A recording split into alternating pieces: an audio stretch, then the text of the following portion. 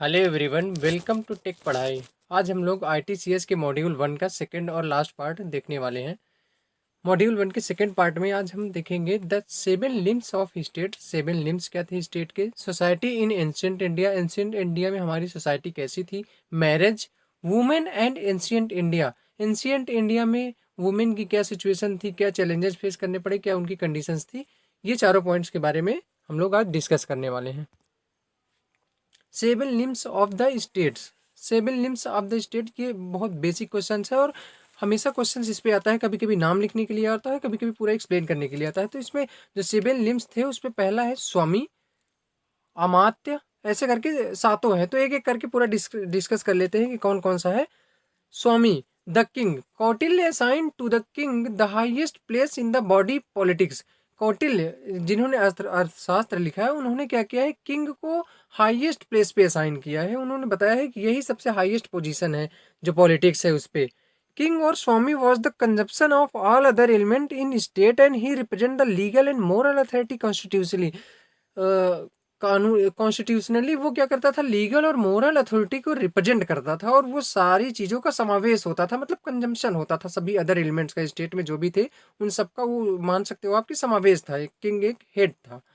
King was the chief executive head and the commander in chief of the army. King क्या होता था? Chief executive head होता था और कमांडर इन चीफ, अगर आर्मी है तो उसका कमांडर इन चीफ भी माना जाता था।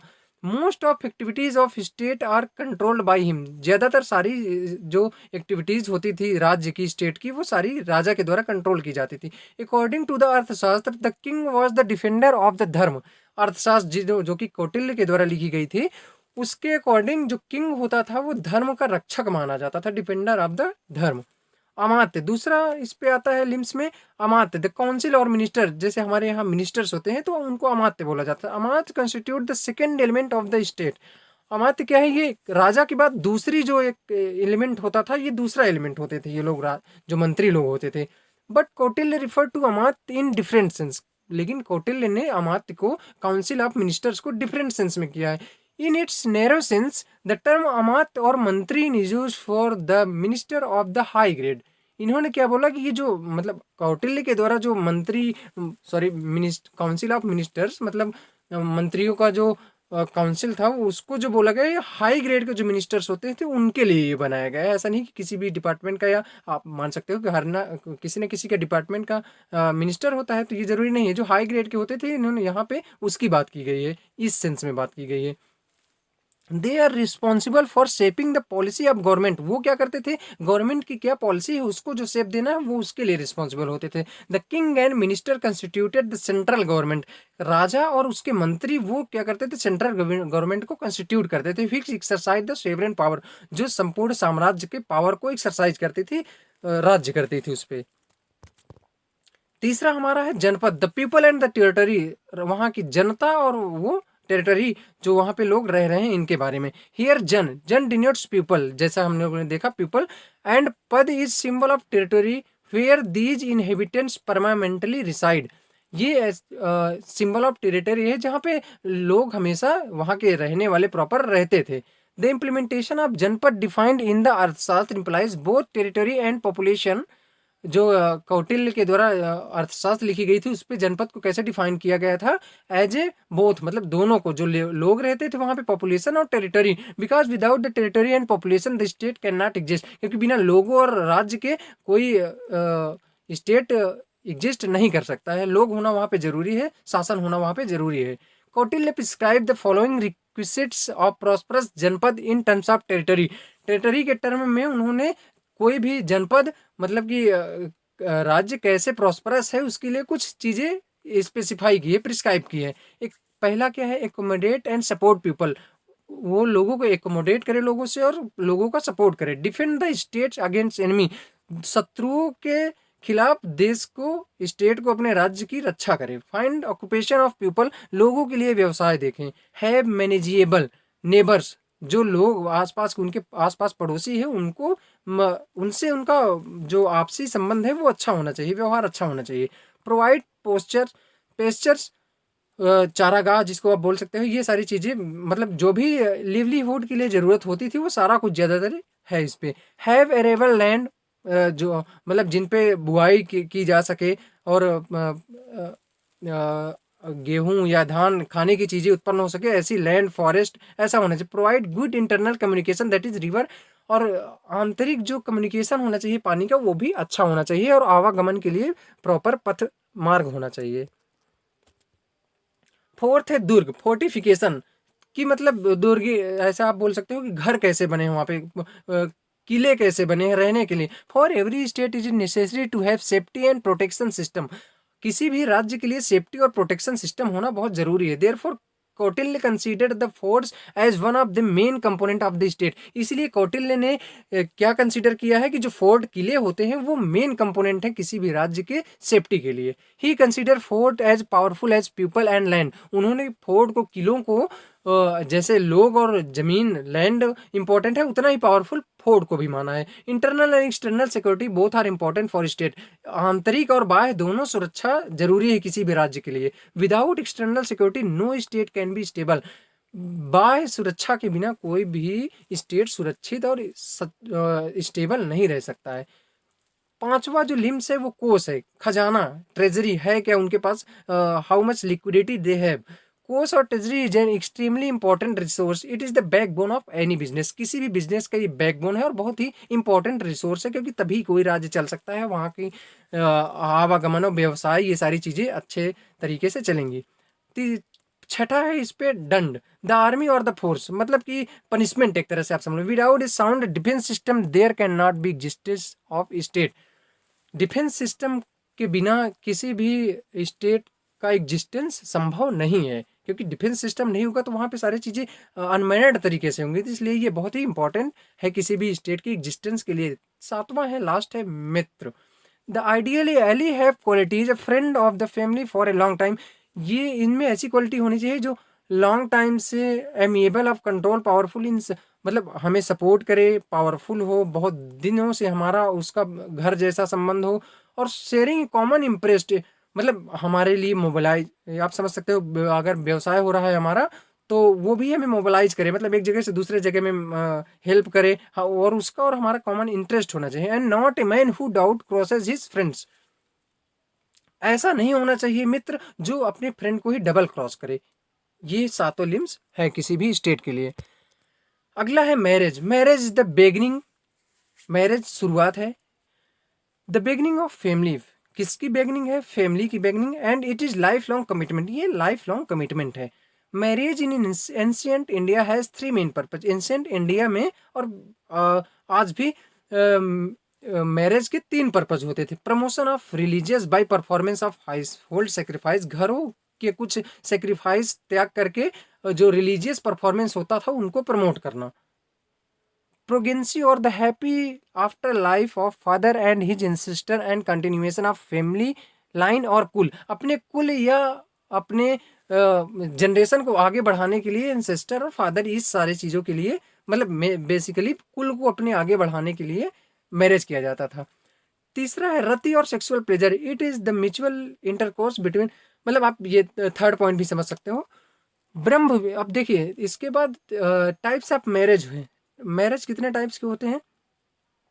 पहला है ब्रह्म विवाह, it is considered to be the purest form of marriage, ये जो ब्रह्म विवाह है ये सबसे प्योरेस्ट फॉर्म ऑफ मैरिज माना जाता है। इस पे क्या होता है, in this form of marriage the father of the bride offer his daughter to a man of character and learning, इसमें पिता अपनी पुत्री को, अपनी डॉटर को ऐसे इंसान के पास भेजता है या ऐसे इंसान से शादी करता है जो a man of character and learning, जिसका चरित्र और समझ अच्छी हो, a man with character and learning.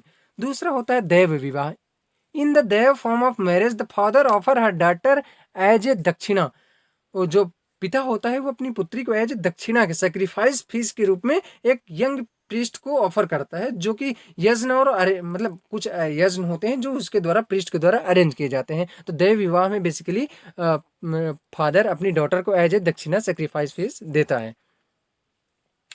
अर्श vivah, father of bride give his daughter to the bridegroom after receiving cow और a bull of two pair of these animals from the bridegroom, अर्श विवाह क्या है, इसमें पिता अपनी पुत्री को सामने वाले को, मतलब आप समझ सकते हो, दूल्हे को तब देते थे जब सामने वाला दूल्हा मतलब कुछ गाय या बुल मतलब ऑक्स या जानवर कुछ उसके बदले में दे, तब वो देते थे। चौथा होता है प्रजापत्य विवाह। In this father offer the girl to the bridegroom. इस पे पिता ब्राइड ग्रूम को अपनी गर्ल ऑफर करता है, लड़की। But neither does he offer और एनी डॉरी, मतलब ना वो कोई दहेज लेता है ना कोई डिमांड रखता है। ये प्रजापति विवाह में होता है। असुर विवाह। In this form of marriage by purchase in which the bridegroom has to give money to father of the bride. इस पे क्या होता है, असुर विवाह में जो ब्राइड ग्रूम होता है, दूल्हा होता है, वो दुल्हन की पत्नी को, मतलब लड़की के पिता को कुछ पैसे देने होते हैं उस पे, उसके बाद उनकी शादी होती है। गंधर्व विवाह छठा है। This was a marriage by consent of boy and girl. ये लड़की लड़के के कंसेंट पे होता है। Mutually love and consent of bride and bridegroom was only condition required to bring about union. उन दोनों के यूनियन में सिर्फ लड़की, मतलब आप बोल सकते हैं दूल्हे और दुल्हन का म्यूचुअल अंडरस्टैंडिंग और कांस्टेंट लव इंपॉर्टेंट होता है, बस और कोई कंडीशन नहीं थी इस पे। सातवां होता है राक्षस विवाह। This was marriage by capture in which the girl was forcibly abducted from her home. ये कैसा होता है, जिसपे घर से लड़कियों को उठा लिया जाता था और क्राइंग, और वो कुछ भी करती रहे, रोती रहे, चिल्लाती रहे, उससे कोई नहीं फर्क पड़ता था। उनके घरों को तोड़ के और उनको जबरदस्ती उनसे शादी कर ली जाती थी। आठवां होता है पैशाच विवाह। Paishacha form of marriage is one in which man seduces by force a girl who is sleeping और इंटॉक्सिकेटेड और मेंटली डिसऑर्डर्ड। इस पे क्या होता है, एक कोई इंसान किसी भी लड़की की इंटॉक्सिकेटेड, नशे में या मेंटली डिसऑर्डर होने का फायदा उठा के उससे शादी करता था। तो बेसिकली ये 8 तरीके की मैरिज होते हैं। Women and ancient India. In Vedic period women never observe purdah. Ancient Vedic time पे पर्दा में नहीं देखा गया है वुमेन्स को। They enjoy freedom and even they enjoy freedom in selecting their male partner. उनको स्वतंत्रता की भी आज़ादी थी, मतलब वो स्वतंत्रता भी उन्होंने इंजॉय किया, और उनको ये भी आज़ादी थी कि वो अपने मेल लाइफ पार्टनर को सिलेक्ट कर सकें। In ancient time the women were consider with respect and dignity. Ancient time में वुमेन्स को रिस्पेक्ट और डिग्निटी के साथ देखा जाता था। In Rigvedic women in India enjoy high status in society and their condition was good. Rigveda में भी उन लोगों का जो वुमेन्स का स्टेटस था वो बहुत हाई था, और उनकी जो कंडीशन थी वो अच्छी थी। Even the women were provided opportunity to attain high intellectual and spiritual standard. उस टाइम पे भी हाई इंटेलेक्चुअल और स्पिरिचुअल स्टैंडर्ड को अचीव करने की अपॉर्चुनिटी थी वुमेन्स को। In recent years the role and status of women has undergone some drastic change due to globalisation and commercialisation. Globalisation और कमर्शियलिज्म की वजह से कुछ रिसेंट सालों से थोड़ा सा स्टेटस डाउन हुआ है। Recognising the achievement of women in all fields of life science. महिलाओं के अचीवमेंट्स को देखते हुए हर फील्ड में, साइंस, कम्युनिटी, गवर्नमेंट, लिटरेचर, साहित्य, आर्ट, कला, इन सब में देखते हुए a huge impact on the development of self respect and new opportunity for girl and young women has developed। मतलब एक नई विचारधारा डेवलप हुई लड़कियों के स्वाभिमान की तरफ और उनके रिस्पेक्ट देने की तरफ। Challenges faced by women. Ancient India में क्या क्या चैलेंजेस पहले के टाइम वुमेन्स को फेस करना पड़ा। In the medieval period status of women went down considerably. जो मध्यकाल था उस टाइम पे जो वुमेन्स का स्टेटस था वो डाउन चला गया, मतलब कुछ कम हो गया। अब क्या रीजन था, वो women were considered to be inferior of men. उस टाइम पे क्या रीजन था कि वुमेन्स को, महिलाओं को मेन से कम, मतलब इन्फीरियर माना जाता था। Earlier women in India were facing problems like child marriage. India में क्या प्रॉब्लम थी पहले, चाइल्ड मैरिज मतलब बाल विवाह, सती प्रथा, पर्दा, रेस्ट्रिक्शन टू विडो रिमैरिज। अगर कोई विधवा हो जाती है तो उसको रिमैरिज नहीं करना है। वीडियो एक्सप्लॉयटेशन, देव सती सिस्टम, मतलब आप अपने पति के साथ आपको भी जलना होगा, ऐसा कुछ सिस्टम था। तो ये सारी प्रॉब्लम्स थी जो फेस करनी पड़ी। However almost all such old practices has almost vanished. हालांकि ये सारी जो प्रैक्टिसेस हैं वो सारी लगभग समाप्त हो चुकी हैं। But that does not mean an end to the challenges women face. इसका ये बिल्कुल मतलब नहीं है कि जो वुमेन्स के चैलेंज है वो एकदम से खत्म हो गए हैं। In the past the women were more accustomed to working in homes and taking care of. Starting में पहले क्या होता था, वुमेन्स को सिर्फ यही माना जाता था कि घर में काम करें और अपने बच्चों को टेक केयर करें और संभालें उनको। फिर in the early days there were severe issues like sati system, no widow remarriages, देव सती। उस टाइम पे ये बात उस समय की थी कि घर पे उनको रहना है और बच्चों को टेक केयर करना है, जब ये सारे सिस्टम चल रहे थे, सती प्रथा, नो वीडियो रिमेरेज और देव ये सारे सिस्टम सब चल रहे थे। Slavery was the prevalent during the Vedic age. Vedic age में स्लेवरी जो थी वो ज़्यादा प्रिवलेंट थी। Women slaves were used in household activities during Mauryan period. Mauryan period में भी वुमेन्स को स्लेव बनाकर उनको as a household activity के लिए यूज किया जाता था। तो ये था हमारे मॉड्यूल 1 का पूरा वीडियो, और अगली वीडियो पाने के लिए हमारे चैनल को सब्सक्राइब करें। Thank you.